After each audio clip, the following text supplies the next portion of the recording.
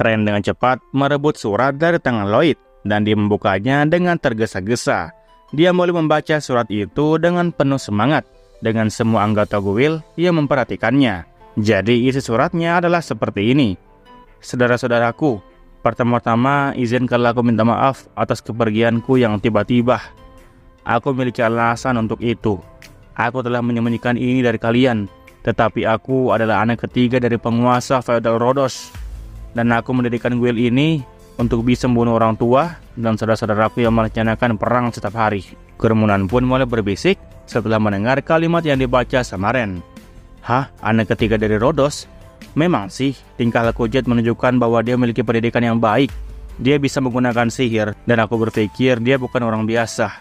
Ngomong-ngomong, penguasa di sana memang sedang merencanakan perang, jadi dia mencoba membunuh mereka berkali-kali. Guild kita dibentuk dengan tujuan menghancurkan perang. Jadi dengan kata lain, kita dimanfaatkan oleh dia sejak awal. Galilea dan anggota guild lainnya tampak ragu-ragu, tetapi Ren melanjutkan membaca surat itu dengan lebih serius lagi. Tentu saja aku tidak pernah berpikir untuk membunuh sejak awal. Namun, meskipun aku sudah membujuk mereka berkali-kali, mereka tidak merespon dan aku tidak punya pilihan selain menggunakan cara keras. Itu adalah keputusan yang sulit bagiku. Bagaimanapun, segera setelah orang tua dan saudara-saudaraku pergi, aku pun kembali ke rumah dan mencoba membereskan kekacauan. Aku sangat sibuk selama itu dan aku tidak bisa menghubungi kalian semua. Maafkan aku. Namun, segalanya akhirnya beres dan aku berhasil menjadi penguasa dengan selamat. Aku percaya ini semua berkat kalian. Oleh karena itu, aku ingin menyambut kalian semua ke dalam wilayahku. Aku ingin kalian terus bekerja untukku. Jika kalian ingin menerima tawaran ini, aku ingin kalian datang ke kediaman Lord Rhodos besok malam untuk resepsi penyambutan. Wajah Ren seketika cerah, seolah-olah dia tidak pernah dalam suasana hati yang buruk sebelumnya. Jet sekarang seorang penguasa. Jika kita pergi ke tempat Jet, kita bisa bekerja di sana juga. Kita tidak perlu bersembunyi dan lari lagi seperti yang kita lakukan sekarang. Namun anggota gue lainnya tampak ragu-ragu dan khawatir. Grimo mengemukakan teori ini, bahwa ini bisa menjadi jebakan untuk membungkam mereka yang telah melakukan pekerjaan bagi Jet. Karena jika orang mengetahui bahwa Jet menyewa pembunuh untuk membunuh keluarganya sendiri, maka posisinya pasti akan terancam. Lloyd juga menyuarakan keraguannya. Jika Jet benar-benar ingin menjebak mereka, maka dia bisa menggunakan cara yang lebih tersembunyi daripada mengirim sebuah surat yang begitu jelas. Ren pun segera setuju dengan perkataan Lloyd, menekankan bahwa Jet itu bukanlah orang yang licik. Akhirnya, Galilea pun memutuskan bahwa mereka tidak punya pilihan lain selain pergi dan memeriksa kebenaran surat itu sendiri. Jikalau itu memang benar, mereka bisa berada dalam tangan yang baik dengan Jet. Tetapi jikalau itu tidak, maka mereka bisa mencoba melarikan diri. Galilea kemudian berbalik kepada Lloyd dan meminta maaf atas permintaan sebelumnya agar Lloyd menjadi bos mereka. Dia menawarkan untuk sepenuhnya bekerja sama dalam eksperimen Lloyd sebagai ganti pengampunan. Lloyd pun menyetujui permintaan tersebut, tetapi dengan satu syarat. Dia ingin ikut serta dalam perjalanan mereka ke Rhodos. Meskipun awalnya mereka terkejut, Galilea dan yang lainnya pun akhirnya setuju, menyadari bahwa kehadiran dari Lloyd bisa membantu mereka jika sesuatu hal yang tidak diinginkan terjadi. Mereka semua pun sepakat untuk pergi ke Rhodos secara bersama-sama, dengan harapan bahwa mereka akan menemukan kebenaran tentang Jet dan juga masa depan mereka di sana. Lloyd yang penasaran dengan kemampuan dari Jet, merasa semakin tertarik untuk bertemu dengannya secara langsung. Saat mereka bersiap untuk perjalanan, Lloyd dan Grimo pun berdiskusi tentang kemungkinan dan tantangan yang mungkin saja mereka hadapi ke depannya, dengan Lloyd yang semakin bersemangat untuk petualangan yang akan datang. Oke, lanjut ke chapter 57. Setelah memutuskan untuk menuju ke kediaman Lord Rhodos, Lloyd dan kelompoknya pun meninggalkan tempat persembunyian mereka di malam hari dengan diam-diam, dan mereka pun menuju ke luar kota. Mereka menyadari bahwa jarak ke Rhodos cukup jauh. Galilea mengkhawatirkan kemungkinan mereka akan tertangkap di jalanan, mengingat mereka hanya satu langkah lagi dari menjadi buronan. Grimo setuju, menambahkan bahwa mereka harus menyelinap seperti tikus agar tidak menonjol. Ren di sini boleh menatap Lloyd dengan mata yang berharap. Dia sepertinya mencari solusi. Lloyd berpikir bahwa berjalan kaki memanglah merepotkan, dan dia tidak perlu lagi menyembunyikan sihirnya dari mereka. Dia pun memutuskan untuk menggunakan sihir flight atau terbang agar mereka bisa tiba di Rhodos dalam sekejap. Semua anggota guild nampak terkejut dan keputusan dari Lloyd, terutama Galilea, Ia mengingatkan mereka bahwa sihir itu biasanya hanya bisa digunakan untuk diri sendiri. Grimo juga menambahkan bahwa Flight adalah sihir tingkat tinggi yang kecepatannya tidaklah begitu cepat. Lloyd di sini menenangkan mereka, menjelaskan bahwa dia bisa membuat semua orang terbang bersamanya. Dia memperingatkan mereka untuk berdiri di satu tempat dan tidak bergerak sedikit pun, karena jikalau tidak hati-hati, maka dampaknya bisa mematahkan leher mereka. Meskipun terdengar menakutkan, tetapi Lloyd meyakinkan mereka bahwa jika leher mereka patah, maka Lloyd sendiri bisa menyembuhkannya dengan menggunakan sihir penyembuhan. Dengan hati-hati, mereka pun semua berdiri di tempat yang ditunjuk sama Lloyd sebelumnya. Lloyd kemudian mengaktifkan sihir Domain Expansion untuk memperluas efek flight atau terbang, yang membuat tubuh mereka terangkat dari tanah dengan lembut. Ren terkejut melihat dirinya terbang, dan Lloyd memperingatkan mereka untuk tidak berbicara agar tidak menggigit lidah. Mereka pun mulai terbang bersama menuju ke wilayah Rhodos. Sekitar 10 menit setelah penerbangan dimulai, Galilea terlihat kesakitan. Grimo menjelaskan bahwa mereka mungkin tidak bisa menahan kecepatan dari flagnya Lloyd, dan terbang di ketinggian serta kecepatan tinggi membuat tubuh mereka menjadi stres. Lloyd yang telah memasang penghalang sihir menyadari bahwa semua orang tampak kesulitan dan memutuskan untuk menurunkan mereka sebentar. Nah, ketika mereka mendarat, semua orang duduk sambil terengah-engah, kecuali Ren yang nampaknya baik-baik saja. Ren menjelaskan bahwa dia adalah seorang Noroware atau yang membawa racun dalam tubuhnya, sehingga dia tidak pernah punya masalah fisik. Lloyd kagum dengan kelebihan ini dan menenangkan Ren bahwa setiap hal memiliki dua sisi, ada bagian baik dan juga ada bagian buruknya. Ren di sini tampak lebih tenang dan setuju dengan Lloyd, meskipun wajahnya sedikit memerah. Lloyd yang penasaran dengan resistensi Ren terhadap racun, dia pun bertanya apakah racun mematikan pun tidak berpengaruh kepadanya. Ren menjelaskan bahwa dirinya bisa memakan tumbuhan liar, jamur, ular, dan tikus liar tanpa adanya masalah apapun. Dia mengusulkan untuk mengambil istirahat makan di sana, mengingat semua orang pastinya sudah lapar. Lloyd tentunya setuju, menyadari bahwa mereka memang lapar. Ren pun segera berlari ke gunung untuk mencari bahan makanan dan kembali dengan bahan-bahan serta mulai memasak.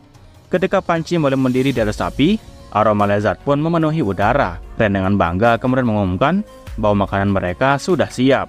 Galilea dan yang lainnya terlihat ragu mendengar bahan-bahannya, termasuk tumbuhan liar, jamur, ular, dan tikus liar. Mereka khawatir bahwa makanan itu mungkin saja telah beracun. Namun Lloyd dengan santainya mengambil porsi pertama dan mulai makan dengan lahap, memuji rasa makanan itu. Melihat Lloyd yang makan dengan nikmat, Crow pun menjadi yang berikutnya mencoba dan diikuti dengan yang lain. Mereka semua terkejut menemukan bahwa makanan itu benar-benar rasanya sangat enak. Ren tersenyum bangga ketika melihat semua orang menikmati makanannya. Lloyd dengan tenang mengatakan bahwa makanan apa yang ditawarkan orang lain adalah cara yang efektif untuk bisa membangun sebuah kepercayaan. Namun dia terkesan bahwa Lloyd yang biasanya ragu-ragu terhadap makanan dari desa kumuh, kali ini makan tanpa ada ragu sedikit pun. Mereka semua setuju bahwa tindakan Lloyd telah meningkatkan kepercayaan akan Ren kepadanya. Ren kemudian menuangkan porsi besar ke mangkuk Lloyd ketika Lloyd meminta tambahan. Lloyd merasa senang ketika melihat Ren tersenyum bangga dan kelompoknya makan dengan lahap. Meskipun perjalanan mereka menuju Rhodos masih panjang, istirahat makan ini memberikan mereka kekuatan baru untuk bisa melanjutkan perjalanan. Oke, lanjut kita masuk ke chapter 58. Setelah mereka selesai makan, Lloyd pun memandang Ren yang sedang membersihkan dengan tatapan kosong. Bagaimanapun Ren itu benar-benar ahli di hutan, pikir Lloyd. Tidak biasa seseorang bisa mengumpulkan begitu banyak tumbuhan liar dan juga jamur. Dia bertanya-tanya berapa lama Ren tinggal di hutan. Grimo di sini mulai menambahkan, sebenarnya dia tidak tahu pasti, tetapi yang dia dengar, Ren itu menghabiskan seluruh masa kecilnya tinggal di hutan. Lloyd yang penasaran kemudian bertanya mengapa di hutan. Galilea berpikir sejenak sebelum menjawab. Setelah itu, dia pun mengatakan kalau kami yang merupakan Noroware atau yang terkutuk dibenci satu kota. Semua orang di sini diperlakukan buruk dengan berbagai cara, tetapi penganiayaan terhadap Ren jauh lebih parah. Beberapa tahun setelah kelahirannya, orang tuanya meninggal karena racun yang dia sebarkan. Dan sejak itulah, dia pun berpindah-pindah dari satu kerabat ke kerabat lainnya. Ren yang tidak disukai dimanapun dia berada, akhirnya kehilangan tempat tinggalnya, dan dia pun pergi ke hutan untuk melarikan diri. Dan dia telah tinggal di sana sejak itu. Grimo di sini nampak mengangguk. orang yang menyebarkan racun memang menjadi gangguan di kota, dan dia bisa memahami perasaan orang-orang di kota. Lloyd di lain sisi juga nampak mengerti, orang memang tidak suka hal-hal yang berbeda dari diri mereka. Bahkan di kehidupan sebelumnya, ketika Lloyd sendiri mempelajari sihir, orang-orang sering memandangnya dengan pandangan yang aneh. Galilea kembali melanjutkan. Kemudian setelah itu, Jed pun muncul. Jed pun mengajarkan banyak hal kepada si Ren. Sebagai pengobatan untuk menjadi Nurware, dia bahkan membuatkan gaun dengan formula pemblokiran sihir untuk bisa menangkal racun yang Ren keluarkan. Karena ini, Ren pun bisa mendapatkan kembali keceriaannya. Ya, itulah sebabnya Ren pun menganggap Jed seperti saudara kandungnya. Dengan nada yang berat, Galilea pun kembali berkata, Jed sendiri adalah seorang Nurware. Meskipun dia lahir dalam keluarga bangsawan, tetapi pastinya dia diperlakukan buruk dengan caranya sendiri. Dia selalu mengatakan bahwa dia akan melakukan apapun untuk bisa membuat kotanya menjadi tempat yang lebih baik untuk hidup tanpa diskriminasi. Dan karena itulah, mereka pun telah mengikuti Jed seperti ini selama ini. Dan dia tidak ingin percaya bahwa Jed itu telah mengkhianati mereka. Lloyd di sini memahami alasan mereka tetap berusaha meskipun ada kemungkinan kalau ini merupakan jebakan. Karena mereka telah percaya kepada Jed. Ren dan yang lainnya pasti juga berpikir demikian. Lloyd juga ingin bekerja sama dengan mereka. Karena jika Jed bisa menciptakan kota di mana orang-orang dengan kemampuan seperti mereka bisa hidup nyaman, maka Lloyd pun akan memiliki lebih banyak subjek untuk berbagai penelitian. Di sini Grima pun kemudian bertanya, lantas kenapa Lloyd tersenyum seperti itu? Lloyd langsung tersadar. Apakah aku telah seperti itu? Aneh, pikir Lloyd. Seharusnya dia terlihat tegas. Nah, keesokan harinya, mereka pun lanjut berjalan menuju kediaman Lord Rhodos tanpa menggunakan flag yang terlalu membebani orang lain, dan mereka tiba tepat sebelum senja.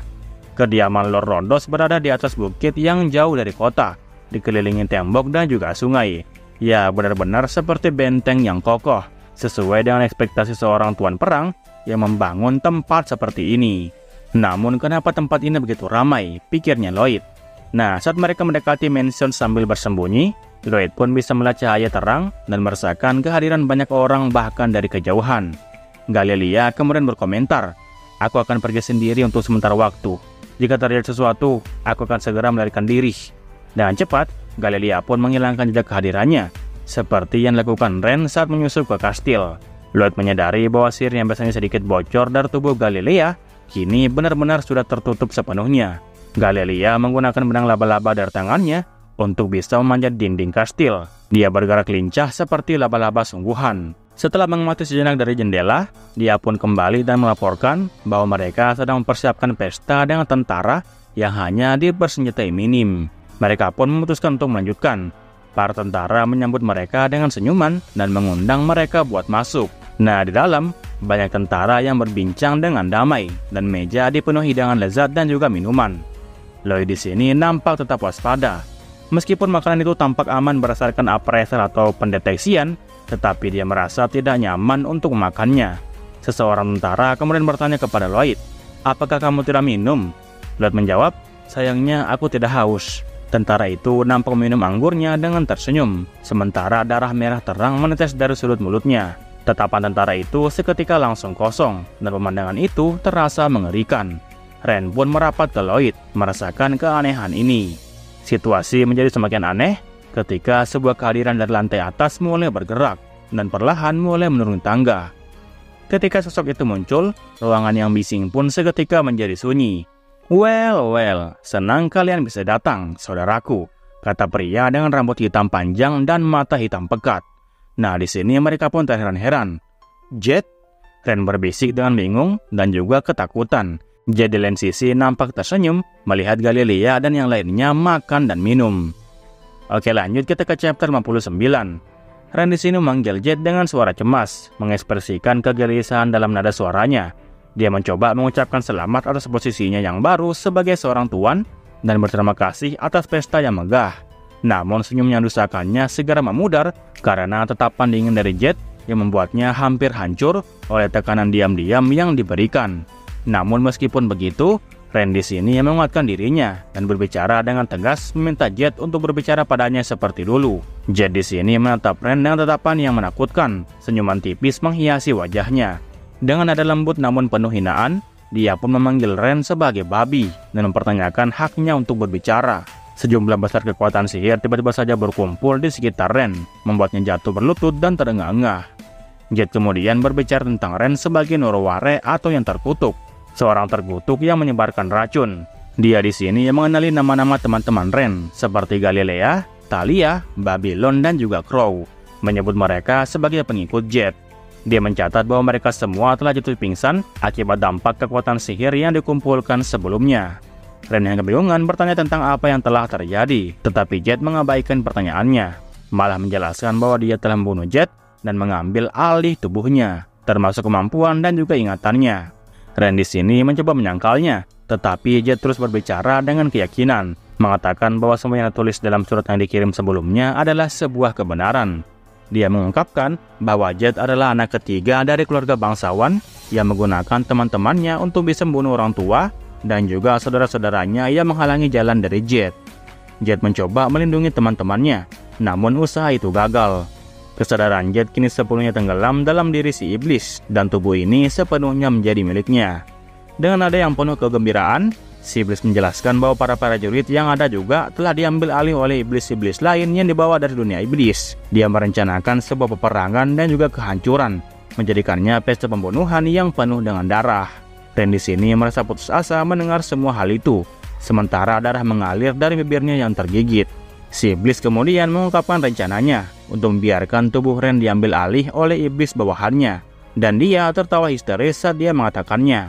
Namun perhatian si iblis langsung beralih ke Lloyd yang tampak tenang di bawah tekanan sihir yang diberikan.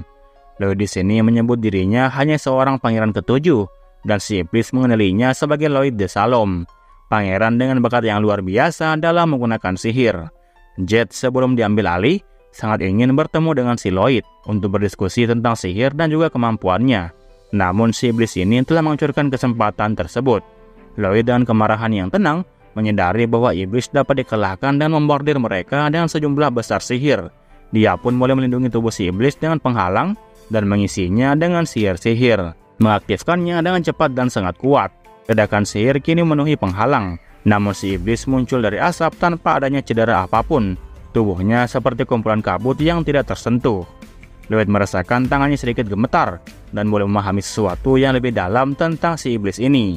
Nah, Grimo, salah satu bawahannya, memperingatkan Lloyd bahwa iblis ini bukan hanya sekedar iblis biasa, melainkan seorang Mazuko, yaitu jenis iblis yang jauh lebih berbahaya.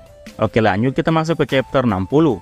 Mazoku adalah suku yang hidup di luar benua kita, tepatnya di seberang lautan, di tempat yang disebut dengan dunia iblis. Mereka muncul dalam sejarah manusia sebagai bencana, meninggalkan jejak besar sebelum menghilang begitu saja. Kemudian, kemunculan terbaru mereka lebih dari 30 tahun yang lalu, yaitu ketika seorang penyihir besar memimpin pasukan besar untuk menghadapi mereka-mereka ini. Setelah pertarungan sengit, mereka pun berhasil mengusir Mazoku, tetapi di lain sisi, penyihir tersebut malah tewas. Setengah dari pasukannya telah hancur, dan juga beberapa negara juga hancur. Buku yang menceritakan masa itu menulis bahwa keberadaan yang diikuti oleh para iblis atau majin memiliki kekuatan sihir tinggi dan juga tubuh yang kuat, serta menggunakan kekuatan yang luar biasa. Dengan kata lain, para iblis atau majin bekerja untuk Mazoku. Grimo menjelaskan dengan nada yang penuh kebencian bahwa iblis-iblis hanyalah budak bagi Mazoku, atau bahkan seperti ternak. Sebagian besar iblis di benua ini adalah mereka yang melarikan diri dari dunia iblis, termasuk dirinya. Grimo melanjutkan dengan penjelasan tentang tingkatan iblis. Dari tingkat pertama hingga tingkat ke-10, dia sendiri berada di tingkat ketiga, sementara Pazuzu kemarin di tingkat ke-8. Perbedaan tingkat ini berkaitan langsung dengan perbedaan kekuatan tempurnya. Namun untuk Mazoku berada di luar itu semua. Bahkan status iblis tingkat pertama pun tidak bisa menyentuh mereka. Mazoku seperti bangsawan dan juga raja di antara para iblis yang biasa. Bahkan untuk Lloyd sendiri, peluang melawannya sangatlah tipis. Mendengar penjelasan dari Grimo ini, Lloyd pun merasa semakin tertarik. Sementara itu, Gizarum turun dari tangga, mengejek bahwa iblis dalam tubuh Lloyd sangatlah menyedihkan karena tidak menguasainya. Dia pun memperkenalkan dirinya sebagai Gizarum Railwal Chenwatch, seorang Mazoku yang bangga, dan dia menantang Lloyd untuk menghiburnya tanpa mati terlalu cepat. Gizarum mengangkat ujung jarinya yang bersinar hitam dan mengarahkan cahaya hitam ke dadanya Lloyd. Serangan itu tidak memicu penghalang sihir otomatis dari Lloyd. Lloyd mengalihkan serangan tersebut ke prajurit yang dikuasai iblis di belakangnya. membuat prajurit itu mati seketika tanpa cedera fisik yang terlihat. Lloyd menyadari bahwa serangan tersebut hanyalah manipulasi langsung atas kekuatan sihir di atmosfer, tanpa melalui sebuah rumus sihir. Ini mirip dengan kemampuan Ren dan juga teman-temannya yang tidak dapat dihentikan oleh penghalang sihir. Lloyd mencatat bahwa kekuatan dari Gizarum hanyalah versi yang diperkuat dari kemampuan teman-temannya. Gizarum nampak marah dengan pernyataan Lloyd yang meremehkan kekuatannya, menganggapnya sebagai hal yang sama dengan kemampuan dari para babi tersebut. Gizarum kemudian menembakkan sihir yang berubah menjadi bilah tajam, tetapi Lloyd berhasil melindungi diri sendiri dengan penghalang sihir. Gizarum kemudian menggabungkan sihir tersebut menjadi tombak besar yang kemudian menyerang Lloyd. Tetapi Lloyd sekali lagi berhasil mengatasi tombak tersebut dengan menggunakan sihir batu yang kuat. Tetapi serangan Gizarum terlalu cepat untuk diantisipasi. Gizarum menembakkan tombak sihir ganda yang menyatukan serangan fisik dan juga serangan langsung ke jantungnya Lloyd. Dan Lloyd merasakan hatinya berhenti berdetak dan dia pun terjatuh. Ren di lain sisi berteriak dengan putus asa, tetapi Lloyd segera bangkit kembali, mengungkapkan bahwa dia telah menggunakan sebuah sihir yang disebut dengan resusitasi, yang dimana memaksa jantung yang berhenti untuk kembali berdetak lagi. Gizarum nampak terkejut setelah melihat Lloyd masih hidup, menyadari bahwa kekuatan Mazoku tidak jauh berbeda dari sihir. Hanya saja mereka tidak menggunakan rumus ataupun teknik. Lloyd menyatakan bahwa kekuatan tersebut lebih sederhana dari yang dipikirkan, membuat Gizarum menjadi sangat marah. Pertarungan mereka berdua pun akhirnya berlanjut, dengan Lloyd yang menunjukkan bahwa bahkan dengan kekuatan luar biasa milik Mazoku dapat diatasi dengan sihir yang telah berkembang.